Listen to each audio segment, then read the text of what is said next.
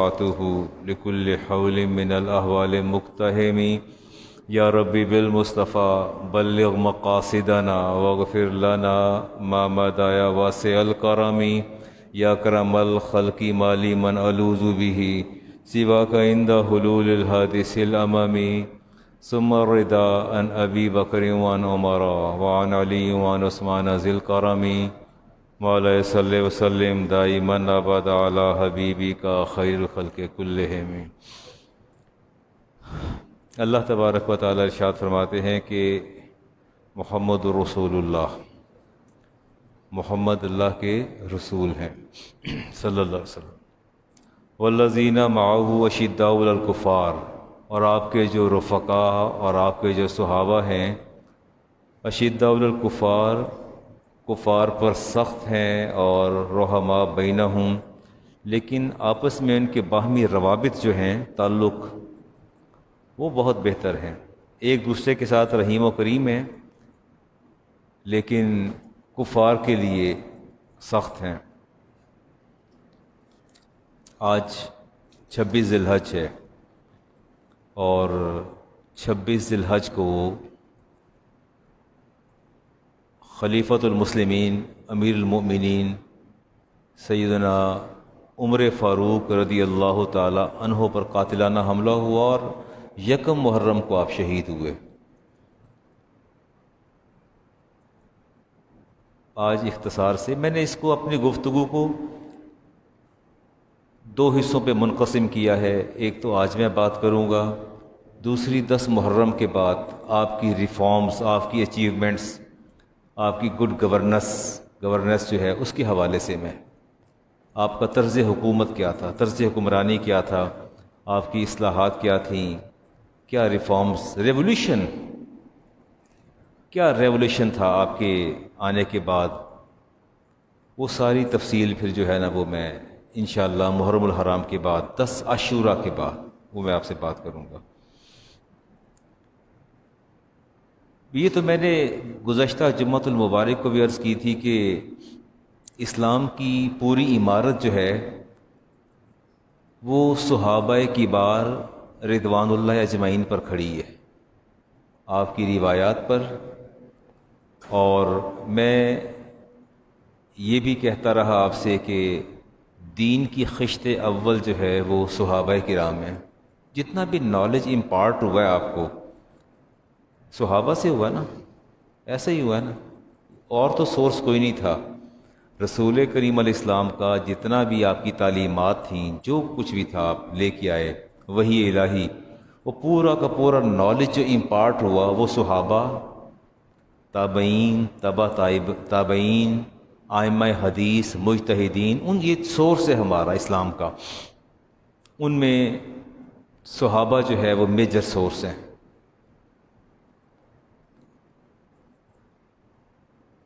میں نے درجہ بندی کے اعتبار سے بتایا تھا کہ جس طرح اللہ نے رسولوں کے مابین درجہ بندی کی ہے، اسی طرح صحابہ میں درجہ بندی ہے، اور اس درجہ بندی میں درجات کے اعتبار سے سب سے بلند پایا جو شخصیات ہیں وہ خلفائے اربعہ ہیں، خلفائے راشدین جنہیں آپ کہتے ہیں، وہ ٹاپ آف دا لسٹ ہیں، اس سے اوپر نہیں ہے، اور وہ بھی اپنی ترتیب کے اعتبار سے۔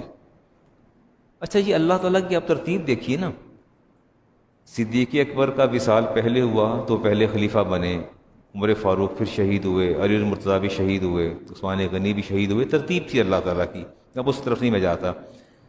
اس کے بعد میں نے بتایا تھا کہ سابقون الاولون ہیں، ان میں بھی سیدنا عمر فاروق ہیں، خلفائے راشدین میں بھی موجود ہیں، عشرہ مبشرہ میں بھی ہیں، بیعت رضوان کے جو صحابہ تھے اس میں بھی موجود ہیں، بیعت عقبہ اولیٰ اور بیعت عقبہ ثانیہ اور شرکائے فتح مکہ اور صلح حدیبیہ، اللہ حاضل قیاس، آپ پڑھتے چلے جائیے، کہیں بھی کوئی آپ کو ایسا پہلو نظر نہیں آئے گا جہاں سیدنا عمر فاروق موجود نہ ہوں۔ 40 مرد تھے اور 11 عورتیں تھیں غالباً جب آپ ایمان لائے۔ اور میں نے ایک بات اور کہی تھی جس پر میں نے کنکلوڈ یہ کیا تھا کہ کوئی بھی آپ کا غوث زمانے کا کتب ہے و ابدال ہو، کوئی بھی کسی بھی درجے کا عابد ہو، زاہد ہو، اس صحابی کی گرد راہ کو بھی نہیں چھو سکتا۔ یہ میں نے وہ بڑی تفصیل سے میں نے بات کی۔ اور اس صحابہ میں خلفائے راشدین کا تو تصور ہی محال ہے، اس کا تو آپ تصور ہی نہیں کر سکتے کہ جس بلند مقام پر وہ فائز تھے۔ ابھی میں قرآن کریم کی آیات بینات تلاوت کروں گا تو آپ کو اندازہ ہو جائے گا کہ وہ کس مقام اور مرتبے پر فائز تھے کہ آپ اس کا تصور نہیں کر سکتے۔ میں نے یہ کہا تھا کہ اللہ رب العزت نے دراصل اپنی بارگاہ میں سجدہ ریز ہونے والے، اپنی عبادات، اپنے سامنے رکوع کرنے والے، تقوی اور زہد اختیار کرنے والے، اللہ تعالیٰ نے کسی بھی چیز کا اتنا اجر نہیں رکھا جتنا اس کے حبیب کو حالت ایمان میں ایک نظر دیکھنے کا اجر رکھا ہے۔ یعنی آپ کی پوری زندگی کی عبادات، آپ کے سارے جہاں زمانے کے غوث رسالت مآب علیہ السلام سے لے کے ٹل دا ڈے آف ججمنٹ، سارے غوث، سارے کتب، سارے ابدال، جتنے بھی عابد ہیں، زہاد ہیں، وہ سارے میزان کے ایک پلڑے میں چلے جائیں، اور صحابی جو ہے اس کی زندگی کا ایک لمحہ جو ہے اس کو میزان کے دوسرے پلڑے میں رکھ دیا جائے تو اس کا وہ لمحہ جو ہے وہ اللہ کے رسول کی امت کے تمام عابدوں اور زہاد جو ہیں ان پر بھاری ہے۔ اس وقت کوئی دوسری رائے نہیں ہے۔ اس کی میں نے وجہ بھی یہی بتائی تھی کہ اس کی بنیادی وجہ بھی یہ ہے کہ جنہوں نے حالت ایمان میں رسول کریم علیہ السلام کو دیکھ لیا اور پھر اسی پر انہیں یہ موت بھی ایمان پر آئی، موت بھی ایمان پر آئی، اس سے بڑھ کے کسی کا مقام اور مرتبہ تصور نہیں کیا جاتا، اور اللہ تعالیٰ کے ہاں وہ بندہ سب سے زیادہ بلند پایا ہے اور مقام اور مرتبے والا ہے۔ میں آپ کے قبول اسلام کے حوالے سے بات کروں گا۔ اچھا، یہ روایت ہے جی امام احمد بن حنبل کی، اور اس کے راوی از خود عمر فاروق ہیں، یعنی روایت کی ہے امام احمد بن حنبل نے، اور راوی کون ہیں؟ خود عمر فاروق۔ وہ بتاتے ہیں کہ میرے من میں، میرے دل میں ایمان اور اسلام کی پہلی چنگاری کب سلگنا شروع ہوئی؟ اسلام کا واقعہ تو آپ نے پڑھا نا کہ آپ تشریف لے جا رہے تھے تو بہنوئی کو پڑھتے دیکھا تو اس کو مارا، پھر بہن کو مارا، اور پھر قرآن کریم سننے لگ گئے، پھر غسل کیا، وہ ساری تفصیلات آتی ہیں، میں اس طرف نہیں جاتا۔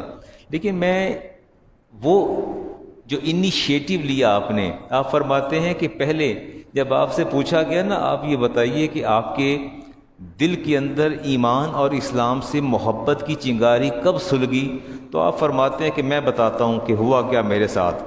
کہتے ہیں کہ میں گھر سے نکلا اور میں نے ارادہ کر رکھا تھا کہ آج میں نے رسول کریم علیہ السلام کو بہت ہی تنگ کرنا ہے، بہت ہی تنگ کرنا ہے، چھیڑنا ہے، پریشان کرنا ہے، ٹارچر کرنا ہے۔ میں نے گھر سے میں اس ارادے سے نکلا اور ڈھونڈتا پھر رہا تھا کہ یہاں تک میری نظر رسالت مآب علیہ السلام پر جب پڑی تو آپ تیزی سے چل رہے تھے، میں آپ کے پیچھے ہو لیا کہ آپ کو پریشان کروں، تنگ کروں۔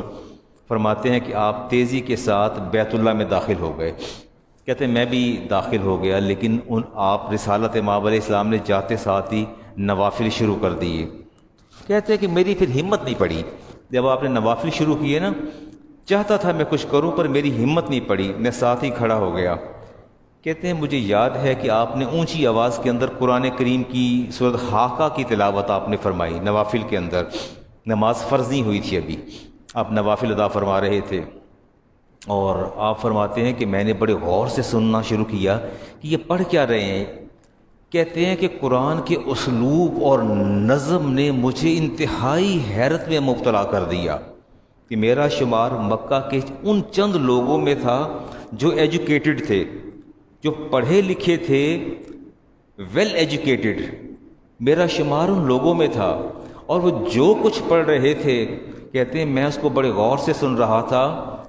قرآن کریم کی جب میں نے آیات بینات سورۃ حاقہ کی سنی، اس کا اسلوب اور اس کا نظم جو ہے اس نے میرے دل کو جو ہے وہ دہلا کے رکھ دیا۔ مجھے خیال آیا کہ یہ تو کسی انسان کا کلام نہیں ہے، یہ تو کوئی بہت ہی بلند پایہ شاعر ہیں۔ کہتے ہیں میں نے دل میں سوچا کہ عرب والے قریش ٹھیک کہتے ہیں، محمد صلی اللہ علیہ وسلم یہ بہت بڑے شاعر ہیں، اور شعراء بھی سب سے بلند مقام پر ہیں، ایسا کلام تو کوئی کہہ نہیں سکتا۔ کہتے ہیں کہ ابھی میں یہ سوچ رہا تھا کہ سورۃ حاقہ کی وہ آیت جو آپ نے بڑی بلند آواز میں پڑھی، انہ لقول رسول کریم، اللہ فرماتے ہیں کہ جو میرے نبی پڑھ رہے ہیں یہ ان کا قول ہے، یہ جو قول قرآن تم سن رہے ہو، وما ہوا بقول شاعر قلیلا ما تؤمنون، یہ میرا نبی کوئی شاعر نہیں ہے، میرا نبی کوئی شاعر نہیں ہے، اور قلیلا ما تؤمنون، تم میں سے بہت کم لوگ جانتے ہیں کہ میرا نبی جو ہے وہ آپ شاعر کہتے ہیں۔ اللہ فرماتے ہیں کہ شاعر نہیں۔ آپ نے سورۃ حاقہ کی یہ تلاوت کی تو کہتے ہیں مجھے یقین ہو گیا کہ قریش مکہ بالکل ٹھیک کہتے ہیں، یہ شاعر بھی ہیں اور کاہن بھی ہیں، جو قیافہ لگاتے ہیں انہوں نے میرے دل کی بات کو سمجھ لی ہے، یقیناً یہ جادوگر بھی ہیں اور کاہن بھی ہیں۔ فرماتے ہیں میں دل میں ابھی یہ خیال کر ہی رہا تھا تو اچانک آپ نے اس سے اگلی آیت تلاوت کی، وَلَا بِقَوْلٍ كَاهِنٍ۔ اللہ فرماتا ہے یہ جو کلام پڑھ رہے ہیں نا میرے محبوب، یہ کسی کاہن کا قول نہیں ہے، یہ کسی کاہن کا قول نہیں ہے۔ قلیلا ما تذکرون، تم میں سے بہت کم لوگ ایسے ہیں جنہیں نصیحت حاصل ہوتی ہے۔ تنزیل من رب العالمین، یہ جو کچھ کہہ رہے ہیں پڑھ رہے ہیں یہ تو ان کے رب کی طرف سے نازل ہونے والا کلام ہے۔ فرماتے پھر میں ٹھہر نہیں سکا، پھر مجھ سے ٹھہرا نہیں گیا۔ کہتے ہیں کہ پھر میرے اندر وہ چنگاری نے سلگنا شروع کر دیا کہ یہ کیا مسئلہ کیا ہے، معاملہ کیسا ہے، کہ اگر دل میں خیال آیا کہ آپ شاعر ہیں تو وہ شاعر کی تردید کر رہے تھے، دل نے یہ سوچا کہ یہ کاہن ہیں تو آگے انہوں نے وہی آیت پڑھی۔ فرماتے ہیں وہ پہلا دن تھا جس دن میرے دل کے اندر اسلام کی محبت اور چنگاری نے سلگنا شروع کر دیا، میری راتوں کی نیند اڑی اور دن کا میرا قرار گیا۔ بار بار دل میں وہی خیال آتا تھا۔ رسالت امام علیہ السلام نے دعا فرمائی تھی، امام ترمذی کی روایت 3681 نمبر، راوی ہیں عبداللہ ابن عمر۔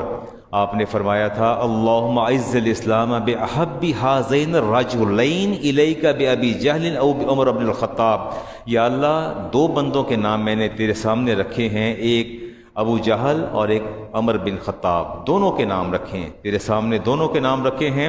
حاضر رجلین، یا اللہ انہیں اسلام کے ذریعے عزت عطا فرما دے۔ اور دو آپشن تھے نا، اللہ کی بارگاہ میں دو نام پیش کیے تھے۔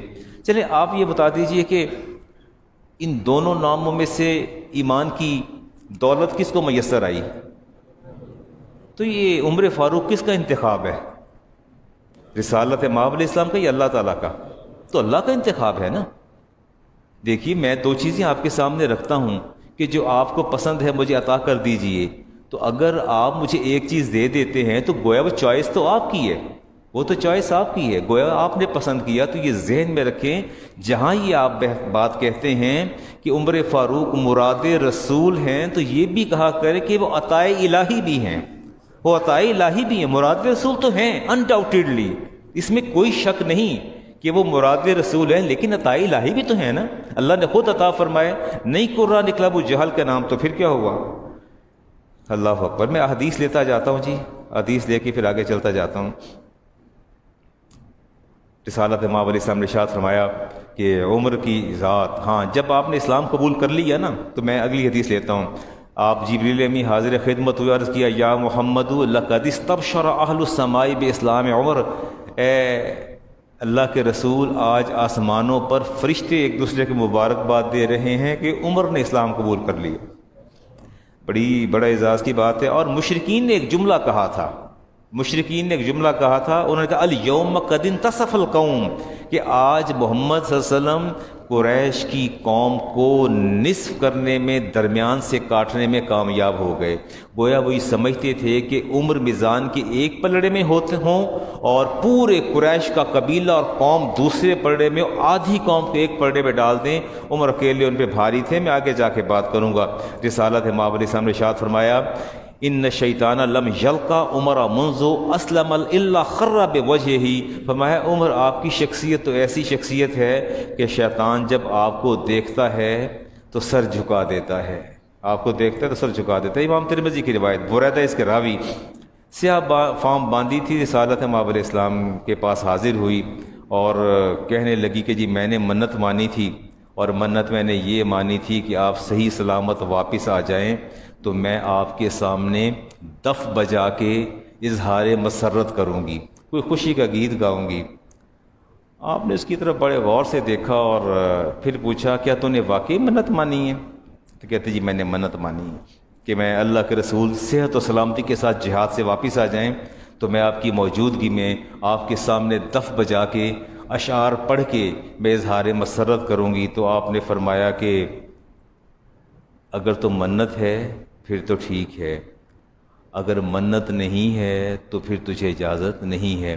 شاید آپ کے ذہن میں سوال آئے کہ مولانا آپ تو کہتے ہیں کہ منت جن سے عبادت میں سے ہے، منت کیا ہے؟ جن سے عبادت میں سے ہے۔ یہ دف بجانا کون سی عبادت ہے؟ یہ دف بجانا، میں ابھی گاڑی میں آ رہا تھا، یہ میرے ساتھ 3 میرے بچے تھے جی طالب علم، تو وہ سامنے ایک بیٹھا ہوا ہے، تو وہ میں نے خبریں سننی تھی، میں نے ٹیون کیا اپنے ریڈیو کو، تو وہاں وہ بڑی اچھے طریقے سے گا رہا تھا۔ کیا کہہ رہا تھا کہ بخشش کی بات کر رہا تھا کہ یا اللہ تبلے بجا بجا کے مجھے بخشش بھی دے دے اور مغفرت بھی دے دے، اور پورے میوزیکل انسٹرومنٹس کے ساتھ۔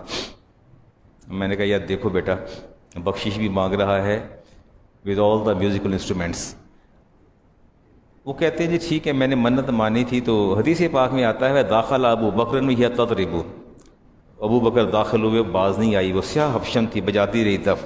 ثم دخل علی وہی تضرب، علی داخل ہوئے پھر بھی بجاتے رہی۔ ثم دخل عثمان وہی تضرب، عثمان غنی داخل ہوئے تو پھر بجاتی رہی۔ ثم دخل عمر، پھر عمر فاروق داخل ہوئے، فالقت الدف تحت استحاطہ، قعدت علیہ، اس نے دف کو پکڑا جھٹ پٹ سے زمین پہ رکھا اور دف کے اوپر بیٹھ کے اپنی چادر کو پھیلا لیا تاکہ دف چھپ جائے، نظر نہ آئے۔ ایسا اللہ امام علیہ السلام نے دیکھا اور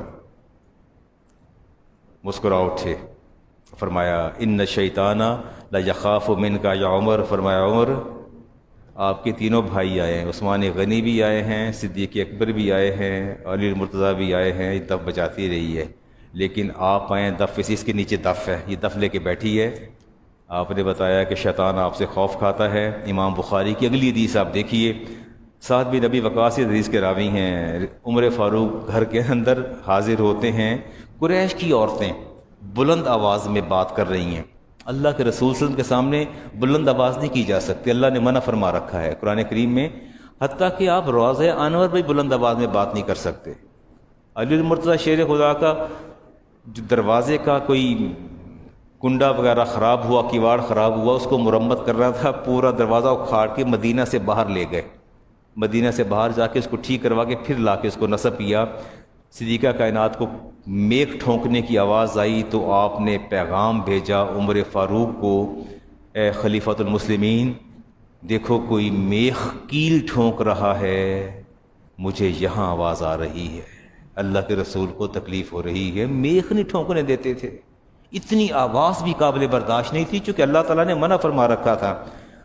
عورتیں اونچی آواز میں بات کر رہی تھیں اور آواز آئی سیدنا عمر فاروق کی، فقمن فبادر الحجاب، دوڑ کے پردے کے پیچھے چھپ گئیں جب، تو رسالت امام علیہ السلام مسکرانے لگے، اور عمر فاروق نے دیکھا کہ آپ مسکرا رہے ہیں تو عرض کرتے ہیں اضحک اللہ سنک، یا رسول اللہ، اللہ تعالیٰ آپ کے ان چہرے کو، ان دندان مبارک کو ہمیشہ تبسم ریز رکھے۔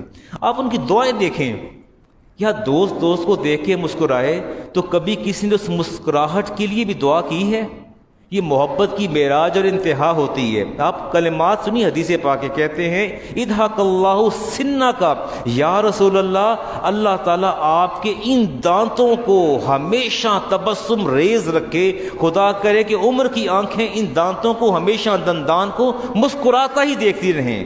یہ میں سمجھتا ہوں محبت کی معراج ہے کہ دوست مسکرائے اور پھر دوست اس مسکراہٹ کے لیے بھی دعا کرے۔ تو آپ نے دعا فرمائی اور پھر دعا فرمانے کے بعد کہتے ہیں فَأَنْتَ حَقُّ أَنْ يَحَبْنَا، یا رسول اللہ آپ دیکھیں یا عدوات انفسہن، کہتے ہیں اے اپنے نفس کی دشمنوں، پردے کے پیچھے چھپ گئی تھی نہ جا کے، تو کہا کہ اے اپنے نفس کی دشمنوں، فَأَنْتَ حَقُّ أَنْ يَحَبْنَا، یا رسول اللہ آپ زیادہ حقدار ہیں کہ ان کو آپ سے ڈرنا چاہیے تھا۔ اَتَحَبْنِي وَلَا تَحَبْنَا، رسول اللہ مجھ سے تو خوف کھاتی ہو، اللہ کے رسول کا خوف نہیں کرتی؟ پیچھے سے آواز دے کے کہتی ہیں یا عمر انت اغلظ من رسول اللہ علیہ السلام، اے عمر تم سخت مزاج ہو لیکن اللہ کے رسول رحیم و کریم ہیں، اس لیے ہم آپ سے خوف کھاتی ہیں، ان سے ہم خوف نہیں کھاتی ہیں، وہ بہت رحیم و کریم ہیں۔ ہم نے ان کے سامنے بلند آواز سے بات کی، ہمیں کوئی اس کا نہیں۔ فقال النبی علیہ السلام ایہا یا ابن خطاب، آپ نے فرمایا اے ابن خطاب چھوڑو، ایہا چھوڑو چھوڑو، کیا معاملہ لے کے بیٹھ گئے، اس بات کو چھوڑو۔ والذی نفسی بیدہ ما لقیک الشیطان سالکا فجا قط الا سلک فجا غیرہ، فرمایا فجی کا، فرمایا عمر آپ کو تو پتہ ہی نہیں ہے، آپ کی شخصیت تو رب نے ایسی بنائی ہے کہ شیطان جب آپ کو دیکھتا ہے تو ویسے ہی راستہ بدل جاتا ہے، آپ کی ذات تو ایسی ذات ہے۔ یہ تو پھر قریش کی عورتیں ہیں، یہ تو پھر قریش کی عورتیں ہیں جن کے اندر اللہ نے کوئی ایسی شر کی قوت نہیں رکھی۔ بسم اللہ الرحمن الرحیم۔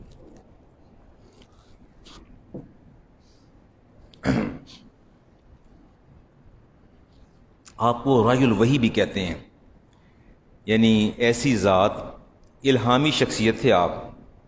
رسالت مآب علیہ السلام نے ارشاد فرمایا ان اللہ جعل الحق علی لسان عمر و قلبہ، عمر ایسا ہے میرا، ایسی ذات اور شخصیت ہے کہ اللہ نے اس کے دل پر بھی حق جاری فرما دیا اور زبان پر بھی اللہ تعالیٰ نے حق جاری فرما دیا۔ میں چلتا ہوں جی، کچھ آپ کے سامنے آیات رکھتا ہوں، آیات بینات، امام بخاری کی حدیث لے رہا ہوں پہلے۔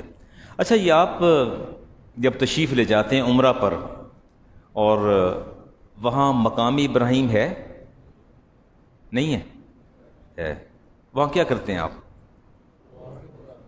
نوافل ادا کرتے ہیں، کیوں؟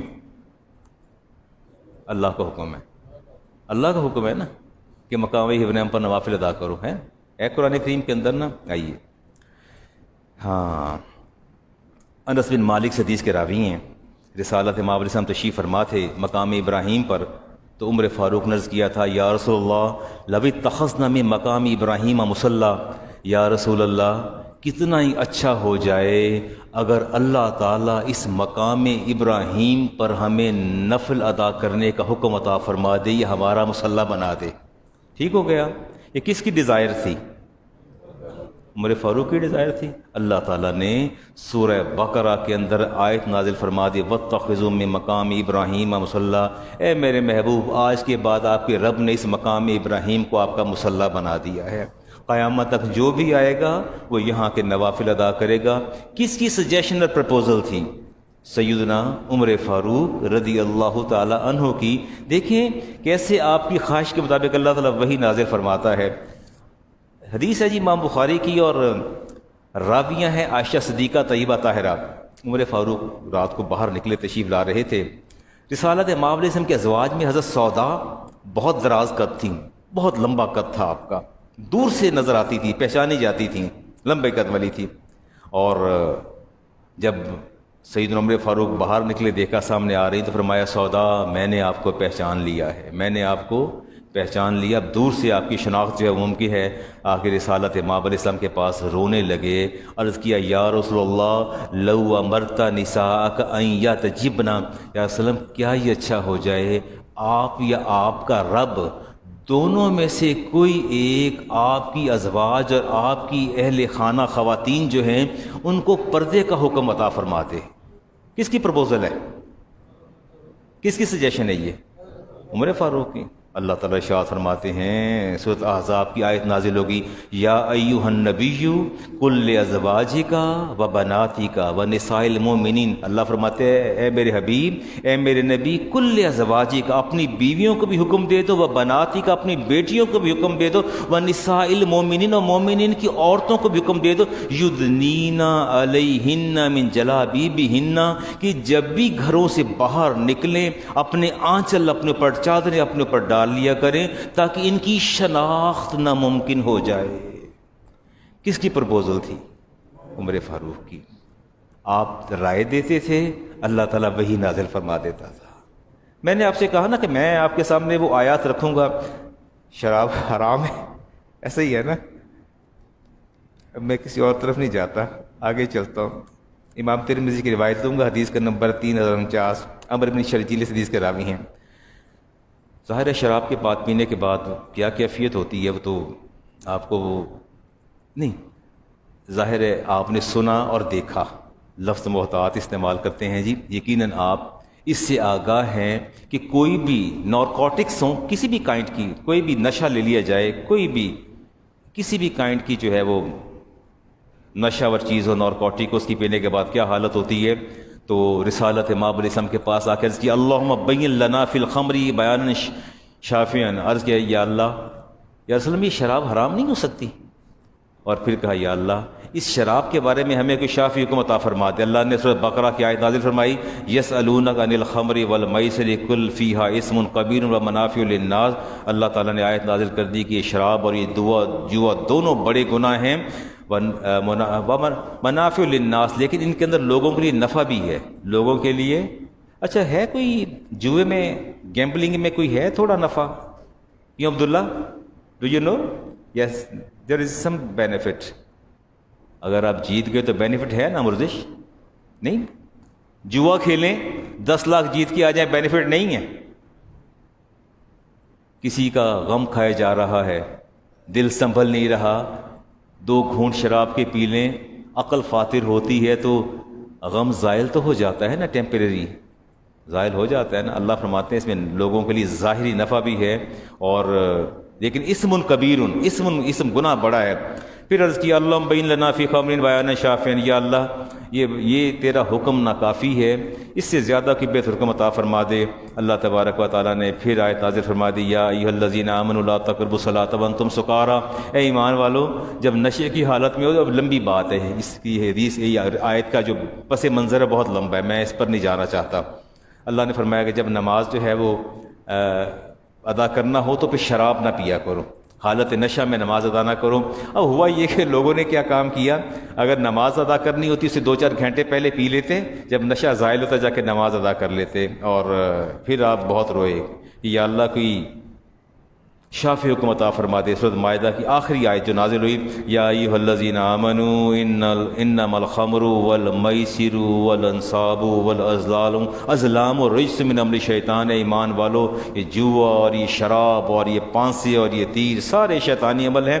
فاجتنبوہ لعلکم تفلحون، ان سے باز آ جاؤ اگر تم فلاح چاہتے ہو. وہ پوری آیت آتی چلی جاتی ہے، آخری جز آتا ہے فہل انتم منتہون. اے ایمان والو باز نہیں آؤ گے شراب پینے سے، جوے سے باز نہیں آؤ گے. اور عمر فاروق نے جب یہ آیت سنی فرمایا انتہینا، ہم رک گئے. حدیث پاک میں آتا ہے کہ جب یہ آیت نازل ہوئی سورۃ مائدہ کی آیت نمبر 91، فرماتے کہ ہم نے مدینہ کی گلیوں کو شراب میں ڈوبے دیکھا. شراب یوں بہہ رہی تھی جیسے پانی بارش کا پانی بہتا ہے. لوگوں نے مٹکے توڑ دیے اور شراب بہا دیے، رک گئے. یہ شراب کس کی پرپوزل اور سجیشن اور ریکویسٹ پہ حرام ہوئی ہے؟ ٹھیک ہو گیا؟ آگے چلتے ہیں جی. Some time emotional blackmailing یہ ہمارے لیے لفظ ہے. سینٹیمنٹل بلیک میلنگ، اولاد ہو، بیویاں ہوں یا چاہنے والے ہوں، کبھی کبھی اپنی بات منوانے کے لیے کبھی ایگریشن کا سہارا لیا جاتا ہے اور کبھی ایموشنل بلیک میلنگ کا سہارا لیا جاتا ہے. اور یہ خاصہ خواتین کو اللہ نے وافر مقدار میں دیا ہے، وہ ہمیشہ اس میں کامیاب رہتی ہیں اپنے مقاصد کے حصول کے لیے. یہ میں عام خواتین کی بات کر رہا تھا. رشک کا پہلو ازواج مطہرات کے بھی مابین تھا، اس میں کوئی شک نہیں، کوئی دوسری رائے نہیں. ایک فطری سا جذبہ اور فطری سا امر ہے. اب اس پر میں کلام کروں گا تو پھر بہت آگے چلا جاؤں گا. رسالت امام علیہ السلام کے ازواج کے مابین جب رشک کا پہلو غالب آیا تو آپ نے اس پر عمل پیرا ہوئے، اور تھوڑی دیر کے لیے آپ رنجیدہ ہوئے، اور رنجیدہ ہونے کے بعد آپ نے خاموشی اختیار کی. جب آپ کے دل پہ بوجھ ہوا تو سیدنا عمر فاروق حاضر خدمت ہوئے. وہ میں اس کی عبارت کے لفظ چھوڑ رہا ہوں. اب آپ دیکھیے تشفی آمیز کلمات کیا. اگر میرا دوست اپنی بیوی سے ناراض ہو جائے تو میرے وہ انداز اور طریقے اور ڈھب اور سلیقہ مختلف ہوگا. میں کہنا یار تے پہلے دن دی پیڑی ہے، انہیں کہڑی چنگی گل کرنی، چھاڑے بڑے دفاع کر سو. میں نے اس کی نیگیٹو اسپیکٹس جو ہیں اس کو میں نے پوائنٹ آؤٹ کرنا ہے، اور میں یہ سمجھتا ہوں کہ جتنی اس کی نیگیٹو اسپیکٹس جو ہیں اس کو اجاگر کروں گا میرے دوست کا دل خوش ہو جائے گا کہ اگر واقعی یار میں ادھر نہیں نہ بولتا تو یہ مطلب ہے کہ میں ٹھیک ہوں۔ یہ ہمارا طریقہ ہے تسلی دینے کا، ایسا نہیں ہے، ایسا نہیں ہونا چاہیے۔ اب دیکھیے سید عمر فاروق حاضر خدمت ہوتے ہیں، کتنی پیاری بات کرتے ہیں، عرض کرتے ہیں یا رسول اللہ صلی اللہ علیہ وسلم میں آپ کے ساتھ ہوں، اگر آپ پر کوئی ایسا پریشر آیا ہے تو میں آپ کے ساتھ ہوں، سارے مسلمان آپ کے ساتھ ہیں، جبریل امی بھی آپ کے ساتھ ہیں، فرشتے بھی آپ کے ساتھ ہیں، سارے اہل ایمان بھی آپ کے ساتھ ہیں، حتیٰ کہ اللہ رب العزت بھی آپ کے ساتھ ہے۔ یہ تشفیع آمیز کلمات تھے۔ اللہ تعالیٰ کو یہ کلمات اتنے پسند آئے، اتنے پسند آئے، عمر فاروق کے وہ تشفیع آمیز کلمات جو اپنے کریم آقا علیہ السلام کی بارگاہ میں پیش کیے، اللہ تبارک و تعالیٰ نے قیامت تک ان الفاظ کو قرآن مجید کا حصہ بنا دیا۔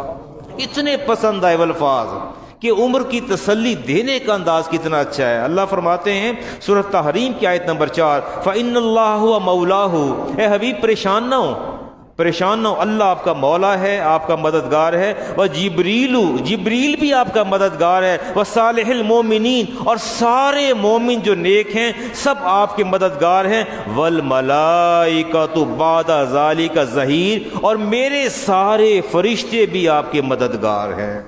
وہ کلمات جو عمر فاروق نے تشفیع آمیز کلمات کہے، اللہ تبارک و تعالیٰ نے قیامت تک ان تشفیع آمیز کلمات کو، تسلی آمیز کلمات کو قرآن کریم کا حصہ بنا دیا۔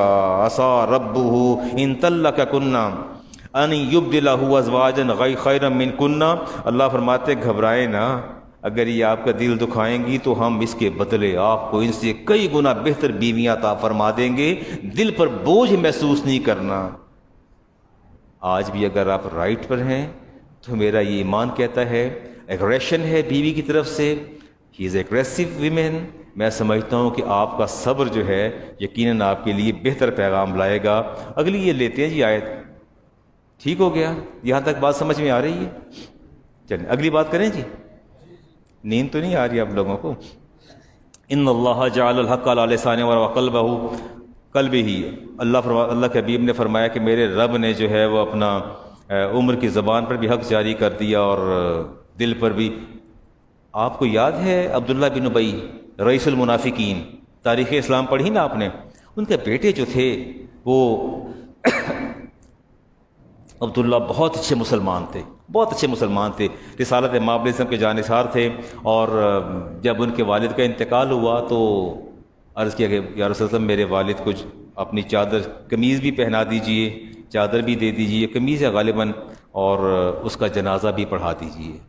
ٹھیک ہو گیا، ظاہر بیٹے کی خواہش ہے، باپ اگر فوت ہو جاتا ہے، مجھے بھی ٹیلی فون آتے ہیں، بچے نوجوان بچے بیٹھے ہیں، جب کہیں کوئی حادثہ ہوتا ہے تو بچے کہتے ہیں علامہ صاحب آپ تشریف لے آئیں، میرا دل چاہتا ہے کہ میرے والد کا جنازہ آپ پڑھا دیں۔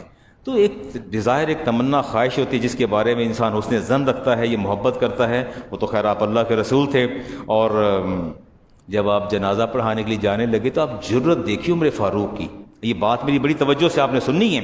عرض کرتے ہیں الیس اللہ نہاک ان تصلی علی المنافقین، یا رسول اللہ کیا اللہ نے آپ کو منع نہیں فرمایا کہ منافقین کی نماز جنازہ نہیں پڑھانی؟ کہ اللہ نے آپ کو منع نہیں فرمایا؟ آپ نے فرمایا قال النبی علیہ السلام انا بین خیراتین، فرمایا عمر اللہ نے مجھے دونوں اختیارات دے رکھی ہیں، میں دو اختیاروں کے مابین ہوں، چاہوں تو پڑھاؤں، چاہوں تو نہ پڑھاؤں۔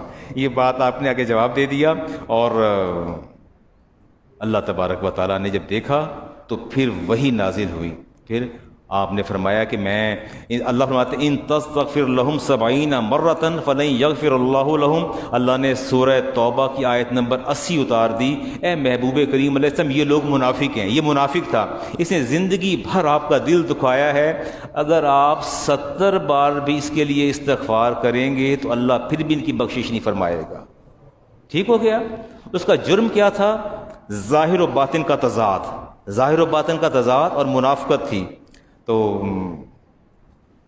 عمر فاروق نے کہا آیت نازل ہو گئی ہے، اب تو آپ نہیں پڑھائیں گے؟ فرمایا اللہ نے 70 بار فرمایا ہے، میں 70 بار سے زیادہ استغفار کر لوں گا۔ 70 بار سے میں زیادہ رحمت للعالمین تھے نا، پر میں 70 بار سے زیادہ کر لوں گا استغفار. چپ کر کے بیٹھ گئے، کوئی جواب نہیں آیا. پھر اللہ تبارک و تعالیٰ نے سیدنا عمر فاروق کی دل جوئی فرمائی. کیا فرمائی؟ دل جوئی فرمائی. ان کا دل چاہتا تھا کہ میرے کریم آقا ایسے منافقین کی نہ قبروں پر کھڑے ہوں، نہ ان کے لیے دعا فرمائیں، نہ نماز جنازہ پڑھائیں. اللہ تبارک و تعالیٰ نے حتمی آیت نازل فرما دی، وَلَا تُصَلِّ عَلَىٰ أَحَدٍ مِّنْهُمْ مَاتَ أَبَدًا. اے محبوب کریم علیہ السلام، ان منافقین میں جب بھی کوئی مر جائے تو آپ کا رب آپ کو منع کر رہا ہے کہ آپ نے کبھی بھی ان کے نماز جنازہ ان پر ادا نہیں کرنی. وَلَا تَقُمْ عَلَىٰ قَبْرِهِ، اور آپ کا رب آپ پر پابندی عائد کر رہا ہے کہ آپ ان کی قبروں پر بھی نہیں کھڑے ہوں گے. ٹھیک ہو گیا؟ یہ ہے منافقین کی سزا. یہ بات یاد رکھیے گا کہ جن کے دلوں میں بغض ہے اپنے نبی کے لیے، جن کے دلوں میں کینہ ہے، اللہ تعالیٰ ان کے لیے دعا بھی پسند نہیں فرماتا. سید عمر فاروق بہت راضی ہوئے، بہت خوش ہوئے.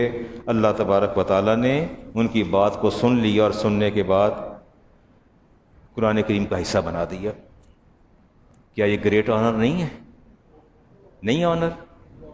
ڈھونڈیے، تلاش کیجئے. ایسا اعزاز کسی کو میسر آیا ہے؟ نہیں. اگلی بات لیتے ہیں جی. میں ایک حدیث پڑھ کے پھر ایک دو باتوں کی طرف اور جمپ کرتا ہوں. ابن ماجہ کی روایت ہے، حدیث کا نمبر 4489، حدیث کا نمبر ہے جی. ابن ماجہ کی روایت ہے، قال النبی علیہ السلام اول من یصافح الحق عمر. فرمایا روز قیامت اللہ تعالیٰ جس سے سب سے پہلے مصافحہ فرمائے گا وہ کون ہوگا؟ عمر فاروق. میں حدیث پڑھ رہا ہوں. اچھا، اب یہ مصافحہ جو ہے اس کو اس مصافحے پر قیاس نہ کیجئے گا. ٹھیک ہو گیا؟ آپ یوں کہیں گے کہ روز قیامت اللہ تعالیٰ اپنا دستے قدرت جس اپنے محبوب کے امتی کے ہاتھوں میں دے گا، اپنا دستے قدرت، وہ کون ہوں گے؟ عمر فاروق. فرمایا اول من یاخذ بیدی، فرمایا اول من یسلم علیہ، اور اللہ تعالیٰ روز معاشر سب سے پہلے جسے سلامتی کا پیغام دے گا، سلام بھیجے گا، وہ کون ہوں گے؟ عمر فاروق. میں حدیث میں نے بتا دیجیے، ابن ماجہ کی روایت ہے اول من یاخذ بیدہ یدخلہ الجنہ، اور اللہ تعالیٰ اپنے دستے قدرت سے جس کا ہاتھ تھام کے پہلے جنت میں داخل کرے گا، وہ کون ہوں گے؟ عمر فاروق ہوں گے. یہ مقام اور مرتبہ. میں نے وہ حدیث بارہا پڑھی بھی اور میں نے بارہا سنائی بھی.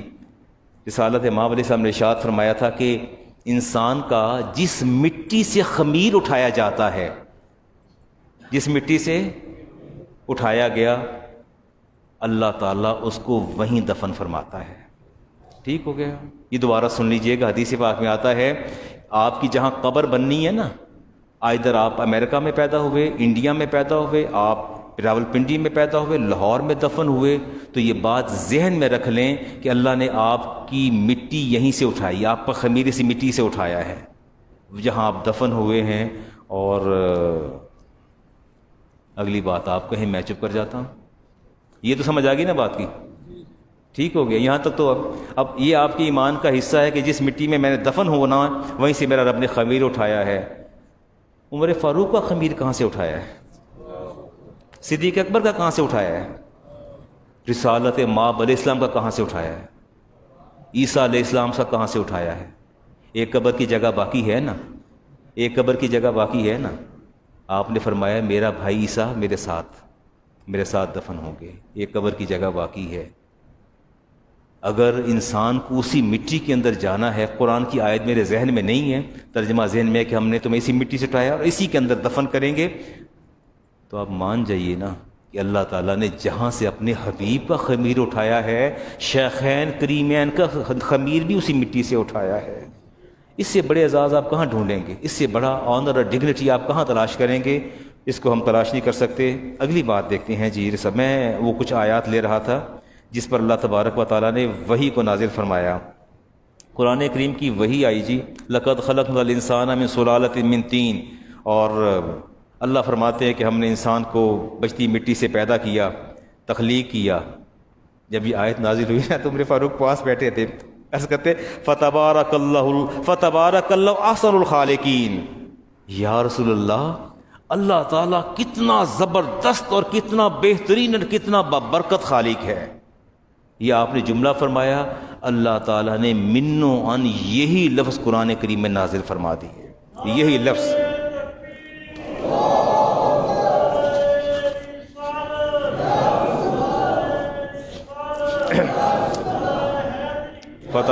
فتبارک اللہ احسن الخالقین. اللہ تعالیٰ کتنا بہترین خالق. سورہ مومنین کی آیت نمبر 14. اللہ تعالیٰ وہی کلمات، کسی زیر زبر کا فرق نہیں، وہی کلمات اللہ تبارک و تعالیٰ نے نازل فرما دیے. عمر فاروق کے الفاظ اتنے پسند آئے.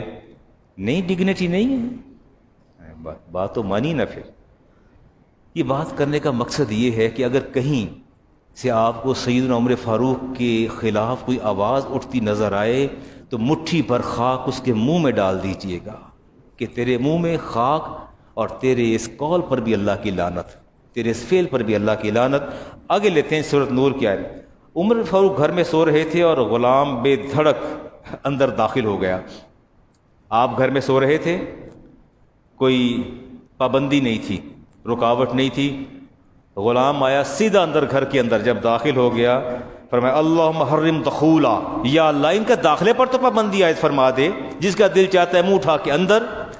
پابندی نہیں تھی نا. اللہ تبارک و تعالیٰ نے سورہ نور کی آیت نازل فرما دی، یا ایھا الذین آمنوا لا تدخلوا بیوتا غیر بیوتکم حتی تستانسوا وتسلموا علی اہلھا. اللہ نے وہی نازل فرما دی کہ ایمان والو، تمہارا رب تم پر پابندی عائد کرتا ہے کہ تم نے کسی کے گھر داخل نہیں ہونا جب تک تم اجازت نہ حاصل کر لو. حتی تستانسوا وتسلموا علی اہلھا، پہلے اجازت حاصل کرو اور اس کے بعد سلام کرو، پھر گھر کے اندر داخل ہونا ہے. اللہ تعالیٰ کو عمر فاروق کی بات اتنی پسند آئی، اللہ نے قیامت تک آنے والے ہر بندے پر پابندی عائد کر دی کہ کسی کے گھر میں تم نے داخل نہیں ہونا. ازواج مطہرات سے صحابہ کرام چیزیں مانگنے جاتے تھے اور ڈائریکٹ مانگ لیتے تھے، دروازہ نوک کرتے تھے، اپنی ماں سے کہتے تھے کہ یہ بھی دے دیں، یہ بھی دے دیں، یہ بھی دے دیں، سوال کرتے تھے. آپ نے عرض کی یا رسول اللہ مجھے تو یہ بات اچھی نہیں لگتی، مجھے تو یہ بات اچھی نہیں لگتی. کوئی آئے ہم میں سے جا کے آپ کے حرم میں آنے والی پاکیزہ ہستیوں کے ساتھ براہ راست مخاطب ہو اور کلام کرے، مجھے اچھا نہیں لگتا.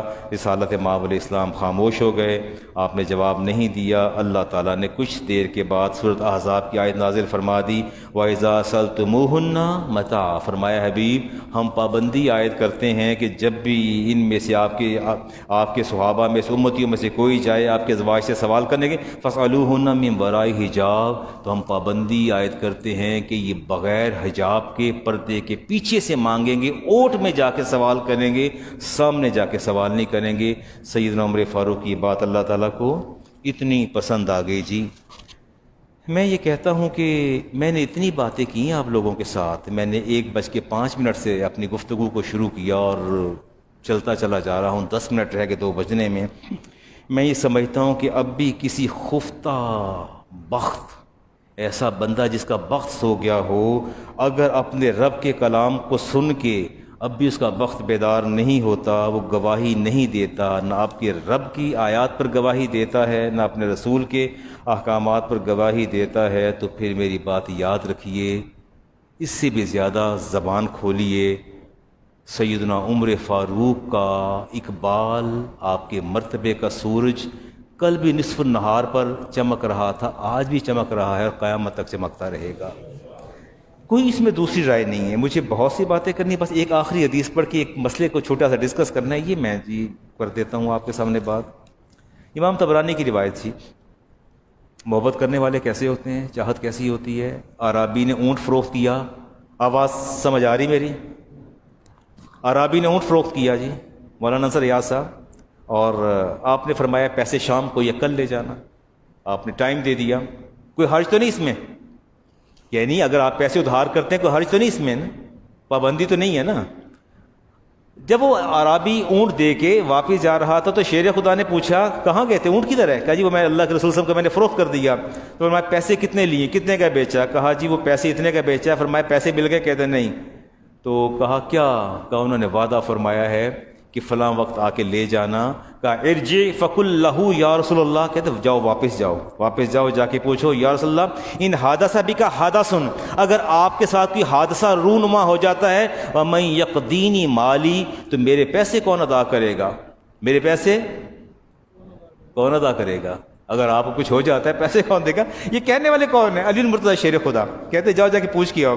وانظر ما یقول لک، فرمایا اور واپس آ کے مجھے بتانا بھی ہے کہ آپ نے کیا جواب دیا ہے. وہ بدو تھا، عربی دیہاتی گیا.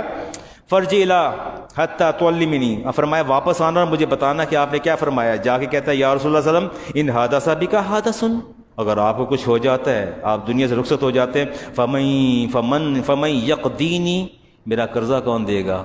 قال ابو بکرین، کون دے گا؟ ابو بکر دے گا. واپس آیا، آ کے کہتے ہیں میں نے پوچھا تھا اور آپ نے فرمایا ابو بکر دے گا. فرمایا جاؤ واپس جاؤ اور پوچھو ان حادثہ بھی ابی بکرین، اگر ابی بکر کو کچھ ہو جاتا ہے فمن یقدینی، پھر میرا قرض کون دے گا؟ وہ دوبارہ جاتا ہے یا رسول اللہ، دیہاتی ذرا کہتے ہیں اگر ابو بکر کو بھی کچھ ہو گیا دین ہو ول پے مائی ڈیٹ، میرا قرض کون ادا کرے گا؟ فقال عمر، فرمایا پھر عمر ادا کر دے گا. کون ادا کر دے گا؟ عمر ادا کر دے گا. ہاں واپس آیا اور آنے کے بعد پھر فعلم علی، علی کو خبر دی کہ وہ تو یہ فرما رہے ہیں، اللہ کے یہ فرما رہے ہیں. فرمایا ارجعی، فرمایا واپس جاؤ. فاسألہ اذا مات عمر فمن یقدینی، فرمایا واپس جاؤ اور پوچھو جا کے اگر عمر بھی فوت ہو جائے تو پھر میرا قرضہ کون دے گا؟ بدو پھر بھاگا، دیہاتی تھا، پھر جا کے پوچھا وسلم اگر عمر بھی فوت ہو گیا تو وہ فوت ہو گئے تو پھر میرا قرضہ کون دے؟ کچھ ہو گیا.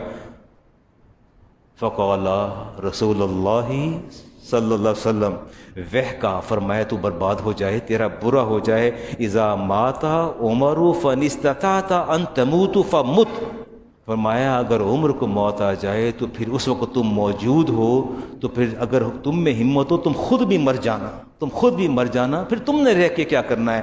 فرمایا آپ نے فرمایا قال علی جبریل، مجھے جبریل نے کہا تھا لا یبکی الاسلام علی موت عمر، یا رسول اللہ آپ کی پوری امت میں سے واحد ایک عمر ایسا شخص ہے جس کی موت پر پورا اسلام روئے گا.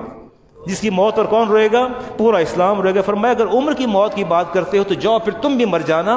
آپ دیکھیے کہ جن سے محبت ہوتی ہے ان کی موت کا سننا بھی دل گوارا نہیں کرتا. یہ سیدنا عمر فاروق سے رسالت ہے، ماں علیہ السلام کی محبت تھی. اور میں یہی بات کو جبریل امین سے آپ نے پوچھا تھا کچھ عمر کے بارے میں کہو گے؟ کہا فقال یا محمد صلی اللہ علیہ وسلم لو حدثتک بفضائل عمر، اگر مجھے عمر کے فضائل بیان کرنے ہیں مثل ما لبث نوح فی قومہ، تو اللہ سے دعا کیجئے کہ اللہ تعالیٰ مجھے نوح علیہ السلام کی عمر عطا فرما دے. پھر میں عمر کے فضائل شروع کروں گا اور 900 سال تک بیان کروں گا، پھر جا کے ختم ہوں گے. یہ فضائل ہیں عمر کے. بات کریں گے پھر دوبارہ عاشورہ کے بعد سیدنا عمر فاروق کی گڈ گورننس پہ، آپ کی حکومت پہ، آپ کی ریفارمز پہ، آپ کی اصلاحات پہ اور آپ کی حیات طیبہ پہ. ایک چھوٹا سا مسئلہ ہے جی، کل لاسٹ فرائیڈے کو جب میں بیٹھا یہاں آ کے تو دو صاحب تشریف لائے میرے پاس. انہیں آپس میں باہمی طور پہ کوئی اختلاف تھا کہ جمعے کے بعد کتنی رکعت ہوتی ہیں. ایک صاحب اس موقع پر تھے کہ 14 ہیں 12 ہیں، دونوں کا موقف ڈیفرنٹ تھا. جن میں ایک نے یہ کہا جی میرے پاس فتویٰ بھی موجود ہے، میں ایمریٹ سے آیا یا میں جہاں سے بھی وہ تشریف لائے. انہوں نے بتایا کہ ہمارے ہاں یہ صورتحال ہے کہ جو بعد کی جمعہ کے بعد کی فرض کے بعد کی سنتیں ہیں وہ 2 کر کے پڑھی جاتی ہیں. وہ 12 کہتے تھے، وہ 14 کہتے تھے. اللہ حاضر کیا یہ چیز میں زیر بحث نہیں لانا چاہتا کہ انہوں نے کیا سنا. آپ مجھے کوئی رہنمائی فرمائیں گے کہ یہ ہم کیا کریں گے؟ ابھی میں جب یہاں سے اتر جاؤں گا نیچے تو وہ کیا ہوگا؟ آپ کیا کریں گے؟ یہ مسئلہ 4 سنت عطا فرمائیں گے. اتفاق ہے نا اس پر. اس کے بعد پھر وہ خطبہ اور سارا پروسیجر، اور دین اس کے بعد پھر امام صاحب مصلی پہ آ جائیں گے. پھر آپ کیا پڑھیں گے؟ 2 فرض. اس پہ بھی آپ کا اتفاق ہے. 2 فرض پڑھنے کے بعد پھر آپ کیا کریں گے؟ پھر 4 سنت پڑھیں گے. اچھا اس کے بعد پھر آپ کیا کریں گے؟ 2 سنت پڑھیں گے. پھر اس کے بعد کیا ادا کریں گے؟ ابھی تعداد گن لیجئے کتنی بنتی ہے. اچھا اب اس میں آپ یہ دیکھ لیجئے کہ 2 رکعت جمعہ فرض ہے، ٹھیک ہے، ایک بات ہو گئی. جو پہلے والی 4 رکعت آپ نے پڑھی ادا کی وہ سنت موقدہ ہے. وہ کیا ہے؟ وہ آپ you have to offer at every cost, وہ آپ کو پڑھنی ہے. ٹھیک ہے. اس کے بعد کی 4 سنتیں بھی کیا ہیں؟ موقدہ ہیں. 8 سنتیں موقدہ اور 2 فرض. ٹھیک ہو گئے. لیکن جو بعد کی آپ 2 سنتیں ادا فرماتے ہیں وہ سنت موقدہ نہیں ہیں، وہ غیر موقدہ ہے. ٹھیک ہے. وہ کیا ہے؟ غیر موقدہ ہیں وہ سنتیں. اور نوافل مستحب ہیں. نوافل کیا ہیں؟ مستحب ہیں. جو کچھ میں نے کہا میں اس کی تائید میں احادیث پڑھ دیتا ہوں آپ کے سامنے، پڑھ دوں حدیث آپ کے سامنے تاکہ آپ کا ایمان پختہ ہو جائے. ابراہیم علیہ السلام نے کہا تھا نا، یا اللہ یہ تو زندگی کے بعد موت اور موت کے بعد حیات کیسے دے گا؟ اللہ تعالیٰ نے پوچھا تھا کہ ابراہیم کیا آپ کو اپنے رب پر یقین نہیں ہے؟ انہوں نے کہا یقین تو ہے لیکن دل کے اطمینان کے لیے سوال کیا ہے، تو میں آپ کے دل کے اطمینان کے لیے حدیث پڑھ دیتا ہوں. ابن ماجہ کی روایت ہے جی، ہم نے ڈیسائیڈ کر لیا 4 سنت پہلے، پھر 2 رکعت فرض جمعہ کے، پھر 4 سنت موقدہ، پھر 2 سنت غیر موقدہ اور 2 نوافل ہم ادا کریں گے. ٹھیک ہو گیا؟ یہاں تک تو اتفاق ہے نا سب کو. آئیے حدیث لیتے ہیں جی. ابن ماجہ کی حدیث کا نمبر ہے 1129. عبداللہ ابن عباس اس کے راوی کان النبی یرکع قبل الجمعۃ 4 لا یفصل فی شیء منہن. رسول کریم علیہ السلام جمعہ کی نماز سے پہلے 4 رکعت نماز ادا فرماتے ایک سلام کے ساتھ. کس کے ساتھ؟ ایک سلام کے ساتھ. آپ بھی ایک سلام کے ساتھ ادا کرتے ہیں نا؟ ایسا ہی ہے نا؟ تو گویا آپ اپنے نبی کی سنت پوری فرماتے ہیں. کیا کرتے ہیں آپ لوگ؟ آپ جو 4 سنت ادا کرتے ہیں اپنے نبی کی سنت پوری فرماتے ہیں. اور آپ نے ارشاد فرمایا، امام ترمذی کی روایت حدیث کے نمبر 478 عبداللہ ابن صائب کے راوی رسالت مآب علیہ السلام نے ارشاد فرمایا، زوال کے بعد آپ ہمیشہ 4 رکعت ادا فرماتے، عام دنوں میں بھی جو ظہر کی پہلی 4 سنتیں پڑھتے اور جمعہ والے دن بھی عطا فرماتے انہا ساعتن، فرمایا صحابہ اس دن ایک ایسی گھڑی ہوتی جمعے کے دن، تفتح فیہا ابواب السماء، اللہ تعالیٰ اس گھڑی میں آسمانوں کے دروازے کھول دیتا ہے. وَأُحِبُّ أَن يَسْعَدَ لِي فِيهَا عَمَلٌ صَالِحٌ، اور میں یہ چاہتا ہوں کہ جب آسمان کے دروازے کھلیں زوال کے بعد، سورج کے زوال پذیر ہونے کے بعد، تو میرا عمل صالح عالم بالا پر چلا جائے. تو یہ جو 4 سنتیں آپ پہلے پڑھتے ہیں، یا آپ کا عمل صالح آسمان کے جو جنت کے دروازے کھلتے آسمانوں کے، یا آپ کا عالم بالا پر چلا جاتا ہے. عبدالرزاق امام بخاری کے استاد، ان کی حدیث آخری پڑھ رہا ہوں جی. ان ابن مسعود قال یصلی قبل الجمعۃ 4 رکعات، آپ جمعہ سے پہلے کتنی رکعت پڑھتے؟ 4. وبعدها 4 رکعات، اور بعد میں کتنی پڑھتے؟ 4 پڑھتے. وکان علی مرتضی شیر خدا کیا کرتے؟ یصلی بعد الجمعۃ 6 رکعات، شیر خدا فرض کی ادائیگی کے بعد 6 رکعت پڑھا کرتے تھے. کتنی پڑھا کرتے تھے؟ 6 رکعت، 4 موقدہ اور وہ 2 غیر موقدہ آپ کہہ لیں، اور 2 نوافل پڑھتے تھے.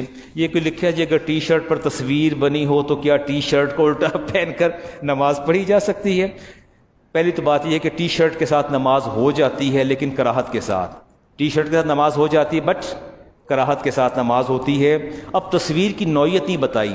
اگر تو تصویر میں صرف سر بنا ہے، یا ٹانگ بنی ہے، یا بازو بنا ہے، کوئی باڈی آرگن بنا ہے، صرف کوئی ایسا باڈی آرگن ہے جس کو پورا ہیومن بینگ کنسیڈر نہیں کیا جاتا، تب تو نماز ہو جائے گی. لیکن پورا انسان یا جانور پورا بنا ہے، اس کا ہول دا باڈی اس کی جو ہے وہ اس پر سکین ہے، یہ پرنٹ ہے، پھر آپ کی نماز نہیں ہوگی. اگر سر ہے، ٹانگ ہے، بازو ہے، یا ایسی فگر ہے جو کلیئر نہیں ہے، جو نظر نہیں آتی، جس کا پتہ نہیں چلتا کس چیز کی فگر ہے، تب تو نماز ہو جائے گی، وگرنہ نماز نہیں ہوگی. الٹا پہننا تو یہ کفِ صوب میں آتا ہے، تو بالکل ہی غلط ہے. یہ تو بالکل ہی غلط ہے. بس مجھے ایک بات آپ بتا دیں، صرف چھوٹی سی بات بتا دیں. میرے ایک چھوٹی سی ریکویسٹ ہے آپ کے ساتھ. آپ نے کہا جی کہ الٹا ٹی شرٹ کو پہن کر نماز ہو سکتی ہے. اگر تو الٹی ٹی شرٹ پہن کر آپ بازار میں جا سکتے ہیں، اپنے آفیسر کے پاس جا سکتے ہیں، آپ مجھے بتائیے آپ اپنے گھر بیوی ماں کے پاس جا سکتے ہیں، اپنے فرینڈس کے پاس جا سکتے ہیں. اگر آپ سمجھتے ہیں آکورڈ نہیں ہے، یہ میری ڈگنی کے اگینسٹ نہیں ہے، اسے میں ڈس آنر نہیں ہوتا، صرف ایک بات کا جواب دے دیں، وہ لباس جسے پہن کر آپ انسان کے سامنے جانا اپنی توہین سمجھتے ہیں، کیا وہ لباس پہن کر احکم الحاکمین کے سامنے کھڑا ہونا کیسا ہے؟ میرا آپ سے سوال ہے، جواب آپ دے دیجئے. چاہے شلوار بھی الٹی پہن لیجئے، ٹراؤزر بھی الٹا پہن لیجئے، جواب آپ دے دیں مجھے. جس چیز کو آپ انسانوں کے سامنے جانے میں اپنی توہین اور انسلٹ سمجھتے ہیں اور ہیوملیشن سمجھتے ہیں، تو کیا وہ لباس اپنے مالک کے سامنے پہن کے کھڑا ہونا چاہیے؟ Decide by your self. سنتے